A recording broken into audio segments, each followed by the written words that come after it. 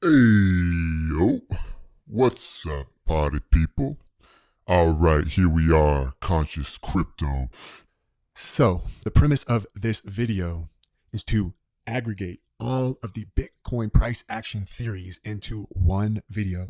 Now, I've watched crypto macro analysts, YouTube influencers, Twitter tweeters put forth all of their ideas since 2018, and basically I've just come across it all. I've really come across it all. And if it had legs, if it had any validity, if it had any following, it's in this video. And so I will preface each one of these sources with a little bit about what I know about them and why I like them and their validity, as well as potentially any drawbacks. And I always want to preface that, of course, this is not financial advice, but you know that really what this is a way to expose you to all the possibilities and to help you remember that when you're investing, you can't know. You just can't know, but you must postulate. You must come up with a base case as to what you think is going to happen so that you can invest accordingly.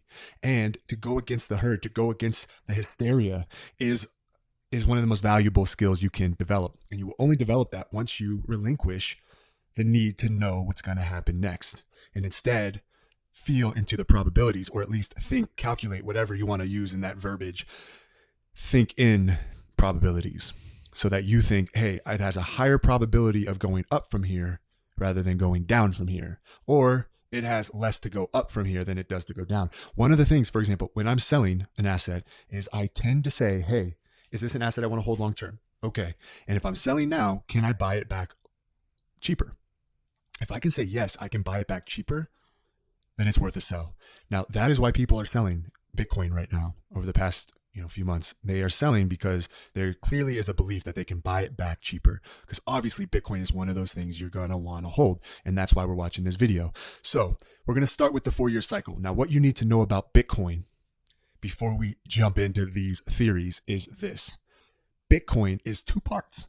Bitcoin, capital B, the network, and then Bitcoins, which refers to the digital currency units that is native to the Bitcoin network, okay? Now that's all you need to know. We can go into the other stuff in another video. Now, block rewards. When it comes to block rewards, every 210,000 blocks that are mined on the Bitcoin network, there is a halvening, which means that the supply is reduced by half. Now, technically, that's, sometimes it's like 3 years and 10 months that it takes for these 210,000 blocks to actually be mined. And so we equate that with the 4-year cycle. Now, the last halvening was this past April 2024, and it went from 6.5 to 3.125 Bitcoins per block. So the supply is reduced by half every 4 years. And if you know anything about economics, if you reduce the supply but the demand stays steady, price will go up. Okay? That's all we need to understand. Every 4 years, the supply of Bitcoin is reduced by half, and there's a finite supply of Bitcoin. So the first video is from Benjamin Cowan, and it's an old one. It's like 3 years ago, December 18th, 2020. Now, he was aggregating some different theories around Bitcoin, and at this time, the stock to flow model was pretty accurate, especially when it came to timing your investments. So essentially, this is the price action, and the color is how far away from the halving. So as you get to the blue, that's essentially the halving. And then it gets to red. That's how far you are away from the next halving, which is here. And so Benjamin is going to explain how the stock to flow model is relevant because of the diminishing supply, the reduced supply, i.e. the halvening of Bitcoin. He is applying it to Bitcoin because Bitcoin has an instantaneous stock supply. We know what it is. And this is where he's, ultimately coming up with a valuation for Bitcoin and ultimately what trend he sees it on based on the supply. Okay, so it's mainly about the supply and the new production flow of Bitcoin, which is why the halvings in this case, and for this model, the halvings are very important, right? So the halvings are very important for this model because it's primarily built around new production flow, the supply of Bitcoin. So he goes to this just to show it going farther back. And again, the relevance of this is more in the realm here that as you get into green, you tend to see a good buy opportunity. And then as you approach blue, you know that the halvening is coming, and there tends to be a blow off top from there, peaking in the orange, yellow, And that's a great place to take profit. So again, if you followed this for a couple of years, you could have made a ton of money. That's why we're talking about it. Now, it had to be modified as of late because the cycle started to get weird, and essentially, I believe institutions were actually manipulating the price a lot earlier. Let's go to the next. That is the stock to flow model. This is the 4-year cycle. Now I'm introducing it with, now we're introducing the 4-year cycle, which just like the stock to flow is based on supply. And Bob Lucas was really the pioneer of this 4-year cycle idea. And his emphasis, as you can see here, is more about the bottoms and the timing of those bottoms and less about predicting the price. Bob Lucas's entire approach is about if you can get your money in near the bottom of the market, you have only upside. So you don't even need to nail the top. You can actually just continue to buy at the most opportune time and then begin to sell once you're in a spectacular profit. In this case, buying $200 Bitcoin and selling it for $11,000, right? Do that a couple times and you are minted. That is Bob Lucas's approach. I'll let Benjamin speak to it now. This guy has a lot of good stuff. Okay, he's got a lot of good stuff. He talks about the 4-year cycle theory, but he talks about it in a slightly different way than the stock to flow model. So his argument is that you can, I guess, essentially break these cycles down into 4-year cycles. However, the cycle peaks can in fact be shifted from, they can be left shifted or they can be right shifted. Now we'll revisit that because that is essentially the essence of a right translated cycle or a left translated cycle, which is very relevant in this current bull run. Now I'm going to take you directly to Bob Lucas for a moment and let you see what he did here, because this was made in 2020. So this was the only price action that was available at that time. This is where Benjamin, is showing Bob Lucas's arrow and then Bob Lucas's next arrow as timing the bottom right here in the end of 2022, right before 2023. So 2023, boom, arrow. Now we're going to go look at Bob Lucas. So beginning with the new 4-year cycle, yes, I'm going out on a little bit of a limb here to say that we're in a new cycle. And that's not me trying to predict a bottom. In fact, I'm going to talk a little bit about how, as investors, we really don't want to be predicting or looking to predict absolute lows or absolute highs. It's a very difficult game that's really for traders and not investors. But that said, we are now currently sitting on 49 months since the December 2018 lows. We have a wick, a low on month 47. It is, in my opinion now, that we have begun a new 4-year cycle, which, if it stands today, would actually, in my opinion, be marked here on month 49. There are reasons for that that are more technical in nature, but in general, I believe we've now started a new 4-year cycle that will probably take time to build a base, to build some momentum, to exhaust all the final sellers, and to encourage new capital to begin to come into this market to lift it higher. So here's that exact template. He's got this arrow at the bottom back in 2019. And then this 47 month, which he then moves over to 49 because it was already there. As you can see in this video, it's sitting there. And then he puts the arrow, another one here, which is January 2023. And it's just a phenomenal call. It's a phenomenal call. If you're getting that accurate, I mean, look at this. You're saying, hey, this is a great time to allocate. Yeah, hell yeah, it's a great time to allocate. And at this point, of course, you take some profit at all-time highs. I mean, that makes perfect sense. You don't know what's going to happen this cycle. This cycle, we had, a double top. It's like we don't know. So, of course, take some money off the table. You did great, kid. You did great. It's 347% increase. It's phenomenal. So that's where I wanted to highlight is Bob Lucas is all about timing the bottom or getting a sense of those bottoms based on the 4-year cycle. And that's what brings the narrative to the next slew of videos. Okay, so this is Steve Courtney from Crypto Crew University. Now, I'll tell you what he has to sell you. He has to sell you joining Crypto Crew, learning technical analysis of his courses, and buying his indicator bundles. He has made a lot of good calls, and of course, he's wrong sometimes as well. His narrative is to look back at the prior cycles and to extrapolate that data onto the next cycle. And that's valid until it's not. It works until it doesn't. And so we're just going to look at how he's using time once again based on these white lines, which are having halving measures of when the halving occurred in Bitcoin. From there, if you look at the halving from here, the halving to the top of the market, we're looking at 365 days. The halving here to the top of this market is 518 days. If we look at the halving here to the top of the market, if we go to the double top, also 500 and something days, right? So if we look at the halving here, it's between 300 and 500 days for the top of the market. So we're looking at the tail end of 24 or April 25 in this chart right here. Again, different charts are showing. Yeah, it's a little bit lazy in his measurements, but essentially, yeah, he's predicting that 2025 could very well have the market top. So again, using a timeline basis to predict that. He also is predicting slightly early on this video.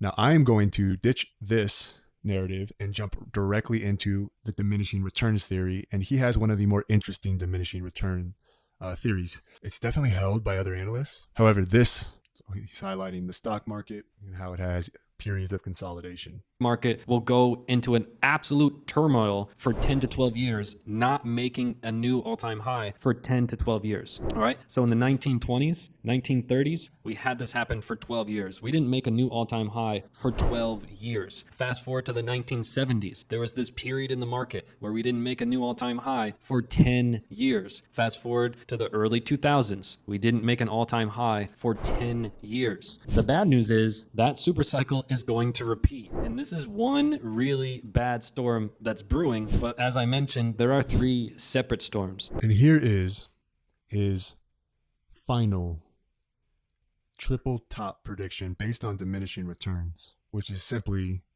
proof in this segment that Bitcoin has seen diminishing returns cycle after cycle. It's unbelievable. But if you take this amount of gains, 11,442, and you divide that by 5.3, you get precisely the gains that we saw in the last cycle. So far for Bitcoin's entire history, we have been taking the gains and divided by 5.3, and it predicts the future price of Bitcoin, and it predicts the future highest price of Bitcoin. This is the information that everyone on planet Earth would dream about having and dream about knowing. And you have it right here. So if Bitcoin follows the same pattern that it's been doing its entire life, and we take these recent gains of 2,200, which we saw in the past cycle, and we divide that by 5.3, it gives us a number of about 413%. Now, if we do 413% from our lowest price and Bitcoin rallies 79,000, the reason that this is a perfect storm is if Bitcoin were to top around 79,000, it would be a technical triple top. We had our first top here in 2021, our second top here at the end of 2021,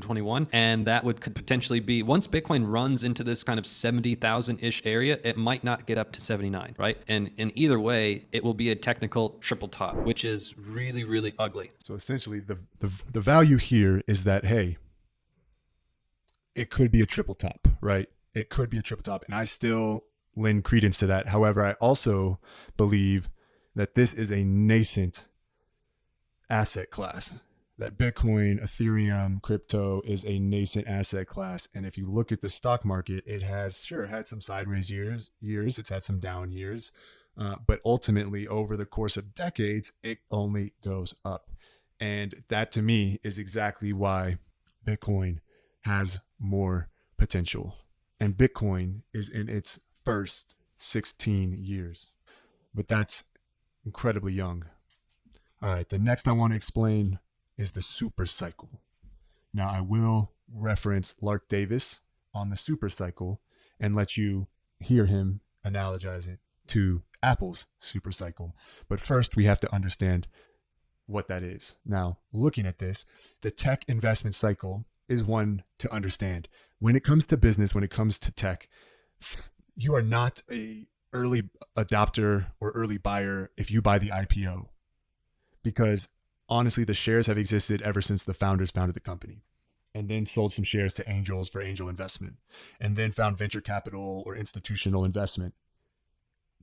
They get a piece, and then the public market finally gets a piece. So there's this adoption cycle that begins to happen. But the real beauty behind the super cycle is about adoption. It's about saying the real beauty of the super cycle is around adoption. It's around Metcalfe's law. If you think of the first time you got a smartphone, maybe you are young and you got it from your parents when you were like 13, or you were like me and they didn't exist until I was like a junior in college and I didn't have any interest until, or junior in high school, and I didn't have any interest till I was in college. But now it's hard to imagine any adult without a smartphone. It's hard to imagine. And that's the adoption. So if you look at Apple here, this is his chart about their super cycle. It's like, yeah, they've had some down years, but overall, since 2008, the financial crisis, it's been nothing but up. It's been nothing but a good investment at $3 to $170 to $200. It's been nothing but a good investment, nothing but up. And that's what he's highlighting, is this idea is as something gets mass adopted and becomes something for everyone, it's hard for the price to be volatile. And instead, the price will begin to level out. Now, one formal way to express this is called Metcalfe's law, which states that the value of a social network is proportional to the square of the number of connected users of the system. So 10 times more users, 100 times more value. And payment networks, time to talk Bitcoin, such as Bitcoin, are also communication networks. After all, payment is a form of communication. For reference, here is the BTC chart since 2013 on a log scale. The larger the number of people in the network, the more valuable the Bitcoin network becomes, and is doing so exponentially. That explains the insane gains. Obviously, we love insane gains around here. BTC, like Apple and Amazon, is moving within a huge channel. But within the channel, the moves are much more cyclical than the Apple chart appears to be, which the Bitcoin halving is supposed to explain. We can also factor in 4-year liquidity cycles. Also, the upswings and downturns have been much more violent compared to these big cap stocks. In 2013, 2014, BTC saw an 86% downturn, while the most recent bear market downturn was less deep. Guys, it was only 78% this time. So this is where the Bitcoin super cycle has credence, is that the Bitcoin super cycle could reduce the volatility of Bitcoin. As more people adopt it, as more people demand it, it's hard for the price to go down, but instead, because the value is going up. The value of the network, the value of a Bitcoin. Okay, now, earlier we talked about a left to right, early or late top in Bitcoin. Now, this is the left translated cycle. Somebody who was speaking about it was Camel Finance, been speaking about it as a base case for a long time. Now, he's got a lot of different theories as well, and like makes a lot of predictions, like, a war is coming, and right after the Olympics, it's just going to be like Nazi Germany hosting the Olympics back in 1940. So I don't give credence to everything he says. However, this is an interesting narrative and definitely felt valid as we ran up on Bitcoin to an all-time high before the halving. That was unprecedented, and also, for me, was a way to understand that authorized participants were out in the market buying up Bitcoin for the ETFs, for the launch of the ETFs. And so in this candle right here, well, really within like about 20 weeks, 1.5 years worth of Bitcoin supply was bought up. So we needed to cool off, and this could be the cool off, but also there could be a correction coming to recover the liquidity within this candle, which is what this candle stands for. And if you notice these candles back here, guess what happened? They came back, right? The market came back to recover this liquidity. And you can see it if I add this, which is liquidity zones. And this, of course, was yellow. This was yellow. This was yellow until we came back down. And then this was yellow, and then we came back up. And then guess what? We came back down and recovered to here. Then we left some liquidity here, and guess what? Well, of course, we were coming back for that, and now we've left some here. So whether we come back in this cycle or we come back next cycle, I don't know. I would say it's a high probability that we come to get at least half of this candle, which again would be around $50,000. Not going to be surprised. I still think the bull market would be intact. That is my hot take. Leave it at that. The last one we're going to explore, again, is the left translated cycle before finishing with Bob Lucas, the best of the best. As I'm sure most of you are well aware, left translated cycle means just the top comes before November of this year, before the halfway point in a 4-year cycle low. That's all it is. Now, since we've had some red, okay, we can say this consolidation fractal has been invalidated. We're clearly not going sideways. We are clearly trending down with a failed cycle on our way to a lower cycle low relative to the prior cycle low. But let's just assume that this is what we do, okay? We trend down from where we are, maybe a little bounce into that cycle low, and then come swinging out of here. When we zoom out, okay, it will still be a left translated cycle. So to say this thing is invalidated is completely bogus, completely wrong. We will have objectively set our first angle here, our second angle here, okay, into that cycle low, and then we'll be looking for that third and final blow off top angle. Now, the longer that we do not come swinging out of here, the more time we spend finding a cycle low and chopping around, then the more we can take the left translated cycle off the table. But to say that this thing is invalidated based on a few red candles, okay, it's just simply nonsense. It just simply shows that you don't know anything about cycles. You don't really understand even how to define a left translated cycle. And again, wholly speaking, the fact that we're going down slightly into this cycle low does not necessarily rule anything out. It's far too early. And even if we did something like this, okay, then kind of lackluster, and then went boom into a short, I don't know, 190k top, whatever the number is, okay, so long as that top occurs before November, then it's still left translated. So that's all he's saying, is that the top would come early compared to the 4-year cycle highlighted by Bob Lucas, and we're about to revisit him. So here is the tweet that Camel Finance is referencing from Bob Lucas, referencing Bob Lucas's idea of, against the red line sticking to the narrative and the blue line sticking to the left translated narrative. Now, Bob Lucas has entertained both. So again, he says, oh, we could come down here and then bounce from here. We could come back up, set another top, then set another low to create good market structure, and then reach our right translated top right on time. Day 45 of the cycle, I don't expect too much bullish action until July, and the next cycle, lower 60K range is a good spot to be adding, right? Okay, so we are there right now. Put this on the daily. And this is exactly what he was referring to, okay? Now, it's very interesting because, yeah, this is a strong, good support area, great for a bounce, but I'm not fully convinced that we're not coming down lower, while also keeping the bull structure intact. So again, this would be the real invalidation, is around 40,000. And I also would invalidate around here, but I could see us coming into this zone. And I'd say if we close on a weekly below here, yeah, I'm probably taking all my cards off the table. But if we come down here and I start seeing bullish activity, I'm probably adding to my position.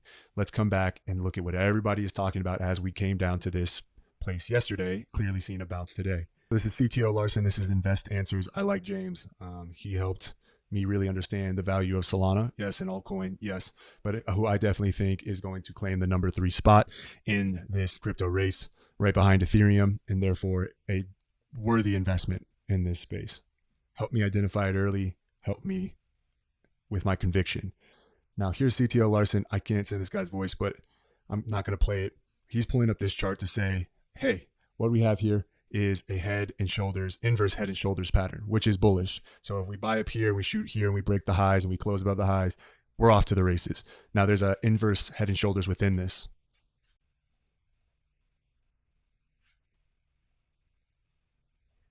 There's a head and shoulders within.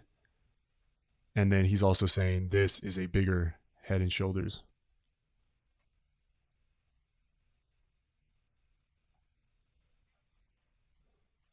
Okay. And so the idea is off to the races here.